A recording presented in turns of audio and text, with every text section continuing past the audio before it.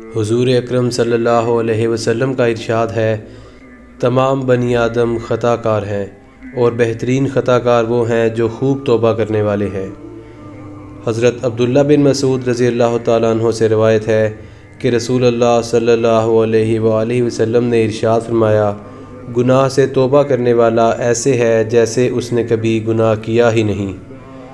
رسول اللہ صلی اللہ علیہ وآلہ وسلم کے خادم حضرت ابو حمزہ انس بن مالک انصاری رضی اللہ تعالیٰ عنہ سے روایت ہے، آپ فرماتے ہیں کہ رسول اللہ صلی اللہ علیہ وسلم نے فرمایا، اللہ تعالیٰ اپنے بندے کی توبہ سے اس سے بھی زیادہ خوش ہوتا ہے جتنا کوئی شخص جنگل میں اپنا اونٹ گم کر دے اور پھر پا لے۔ اللہ رب العزت کا معاملہ بڑا رحمت والا ہے۔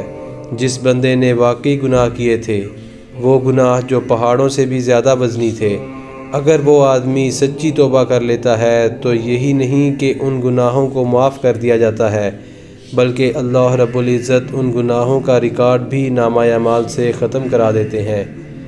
حدیث پاک میں آتا ہے کہ جن فرشتوں نے اس شخص کے گناہوں کو لکھا تھا، اللہ رب العزت ان فرشتوں کی یادداشت سے بھی گناہوں کو ختم کر دیتے ہیں تاکہ قیامت کے دن گواہی نہ دے سکیں۔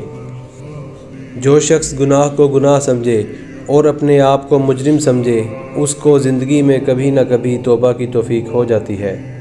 اس احساس ندامت کی اتنی برکت ہوتی ہے کہ اللہ تعالیٰ مرنے سے پہلے توبہ کی توفیق عطا فرما دیتے ہیں۔ اللہ تعالیٰ ایک حدیث قدسی میں ارشاد فرماتے ہیں، اگر تو نے مجھے یاد کیا تو میں تجھے یاد کروں گا، اور اگر تو مجھے بھول بھی گیا تو میں تجھے پھر بھی یاد کروں گا۔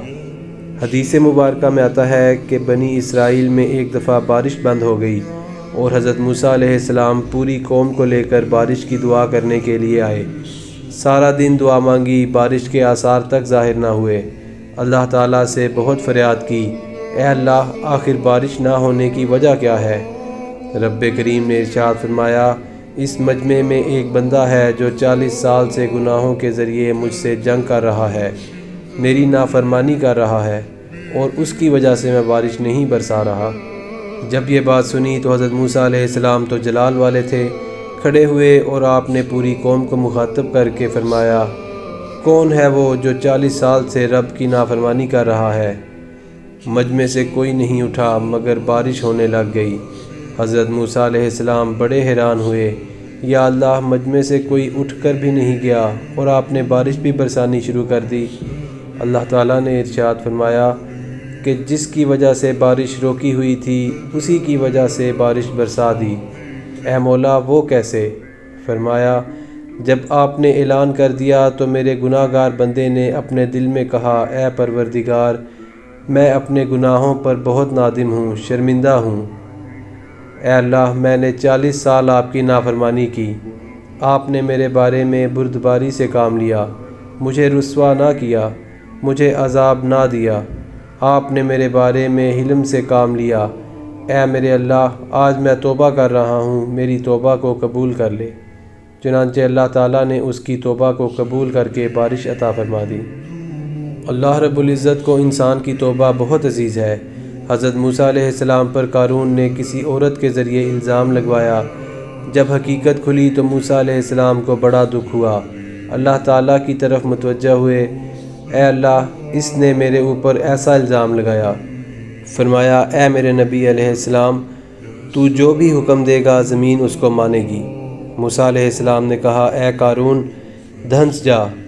قارون کچھ دھنس گیا۔ زمین کو پھر کہا، قارون پھر دھنس گیا۔ اب قارون رو رہا ہے، موسیٰ علیہ السلام مجھے معاف کر دیجئے، مگر موسیٰ علیہ السلام جلال میں تھے۔ تیسری بار پھر فرمایا، اے زمین، اسے نگل جا۔ زمین اسے نگل گئی۔ جب زمین نگل چکی تو اللہ تعالیٰ نے موسیٰ علیہ السلام کی طرف وحی فرمائی، اے میرے پیارے نبی، آپ جلال میں تھے، آپ نے 3 دفعہ حکم دیا، زمین نے اسے نگل لیا، لیکن میں اپنی عزت و جلال کی قسم کھا کر کہتا ہوں کہ اگر اس وقت قارون میرے سامنے معافی مانگ لیتا اور میں معاملہ کر رہا ہوتا تو میں یقیناً اس کی توبہ کو قبول کر لیتا۔ حضرت ابو سعید سعد بن مالک بن سنان خدری رضی اللہ تعالیٰ عنہ سے روایت ہے کہ نبی کریم صلی اللہ علیہ وآلہ وسلم نے ارشاد فرمایا، تم سے پہلے زمانے میں ایک شخص نے 99 قتل کیے۔ پھر اس نے روئے زمین کے سب سے بڑے عالم کے بارے میں پوچھا۔ جب توبہ کا خیال آیا تو ایک عابد کے متعلق بتایا گیا۔ اس نے عابد کے پاس آ کر کہا، میں نے 99 قتل کیے ہیں، کیا میری توبہ قبول ہوگی؟ عابد نے کہا نہیں۔ قاتل نے اسے بھی قتل کر کے 100 کی تعداد پوری کر دی۔ پھر اس نے زمین پر کسی بڑے عالم کے متعلق دریافت کیا تو ایک عالم کی نشاندہی کی گئی۔ اس نے عالم سے کہا، میں نے 100 آدمی موت کے گھاٹ اتارے ہیں، کیا میرے لیے توبہ کی گنجائش ہے؟ اس نے جواب دیا، ہاں، تمہارے اور توبہ کے درمیان کیا چیز حائل ہو سکتی ہے؟ فلاں جگہ جاؤ، وہاں کچھ لوگ اللہ تعالیٰ کی عبادت میں مصروف ہیں، تم بھی ان کے ساتھ اللہ کی عبادت میں مشغول ہو جاؤ۔ اپنے علاقے کی طرف نہ لوٹنا، وہ بری زمین ہے۔ وہ چل دیا یہاں تک کہ جب نصف راستہ طے کیا تو اسے موت نے آ لیا اور وہ مر گیا۔ اب اس کے متعلق رحمت اور عذاب کے فرشتے باہم جھگڑنے لگے۔ رحمت کے فرشتوں نے کہا، یہ آدمی تائب ہو کر سچے دل سے اللہ تعالیٰ کی طرف متوجہ ہوا۔